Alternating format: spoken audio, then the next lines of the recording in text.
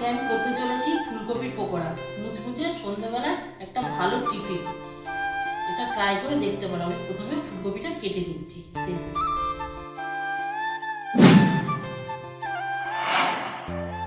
হ্যাঁ, ফুলকপিগুলো এমন করে কাটবে যাতে ফ্রাই করার সময় এগুলো ভেঙে না যায়। আস্তে আস্তে করে এগুলো কেটে নিতে হবে।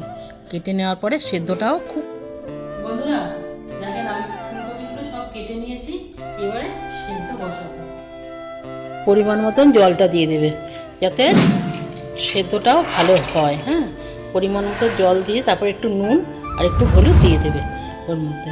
বন্ধুরা আমি সেদ্ধ বসিয়ে দিয়েছি, এখানে মশলাটা রেডি করে নিচ্ছি। আদা, রসুন, কাঁচা লঙ্কা, পেঁয়াজ আর ধনেপাতা টেস্ট ভালো করে পেস্ট করে। বন্ধুরা এবার মশলাটা করে নিচ্ছি, পেস্ট করে নিচ্ছি। বন্ধুরা সেদ্ধ হয়ে গেছে, এবার নামিয়ে নিচ্ছি এটা।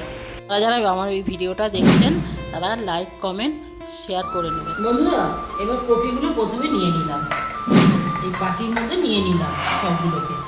এই সেদ্ধ করে নেওয়ার পরে ওগুলোকে তুলে নিলাম। তুলে এবার ময়দা, চালের গুঁড়ো, নুন, হলুদ, পরিমাণ মতন মশলা ওর মধ্যে দিয়ে দিলাম।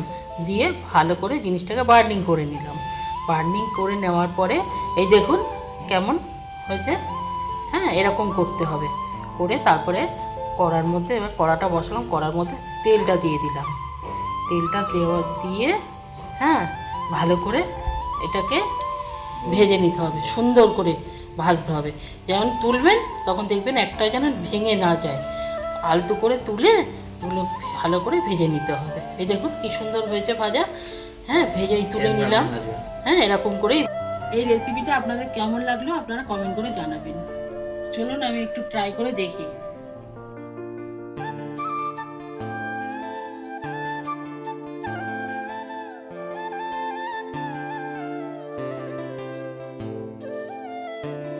হেভি হয়েছে।